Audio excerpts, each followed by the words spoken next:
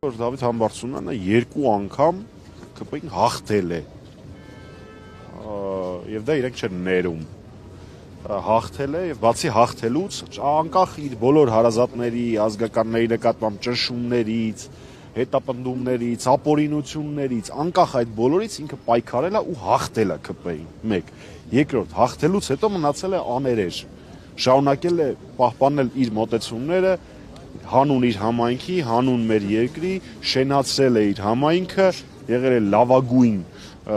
համայնքապետերից մեկը ամբողջ Հայաստանում եւ շարունակել է խիստ հստակ ընդդիմադիր կեցվածք ունենալ։ Այս պատճառներին գումարվեց նաեւ այն փաստը, որ Դավիթ Համբարձումյանը ունեցավ այդ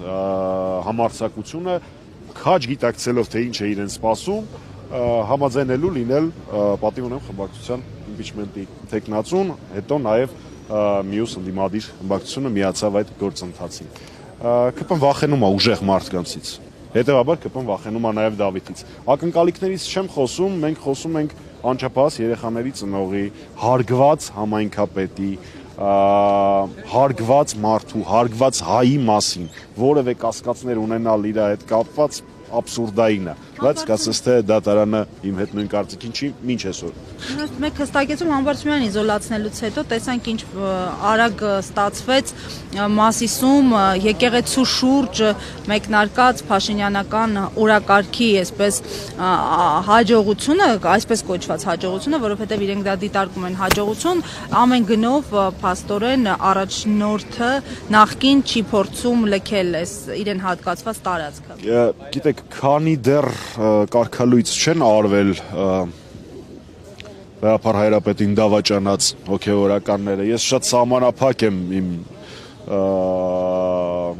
գնահատականների մեջ, բայց կարծում եմ դեմքիցս հասկանալի է, թե ես ինչ վերաբերմունք ունեմ նման պահվածք ունեցող հոգևորականների հանդեպ։ Ինչքան որ ես գիտեմ, Մասիս համայնքում աջակիցներ այս հրաշքներից որևէ մեկը չի ունեցել, հենց Մասիս համայնքի բնակիչների, այնպես որ պարոն Համբարձումյանի համախոհները, բնակիչները, որոնք իրեն ձայն են տվել մի քանի անգամ շարունակում են աներեր մնալ մեր Սուրբ Առաքելական եկեղեցու կողքին, իսկ ինչ վերաբերում է առհասարակ գործին, թե ինչ հափշտակությամբ հայոն ու ասեցիք ձևակերպվեց այս ամենը։ Դավիթ Համբարձումյանի փաստաբանական խմբի անդամներից մեկը, Տիկին Պապոյանը, բազմաթիվ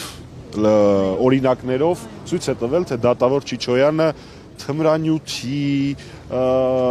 հրազենի ապացուցված կիրառմամբ, ծանր մարմնականով նմանօրինակ լիքը ծանրացուցիչ հանգամանքներով նմանօրինակ գործերի պարագայում ինչ վճիռներ է կայացրել։ Հենց Դավիթ Համբարձումյանի պարագայում այդ վճիռը այլ էր։ Հուսանք, որ վերաքննիչ դատարանը մեզ կզարմացնի։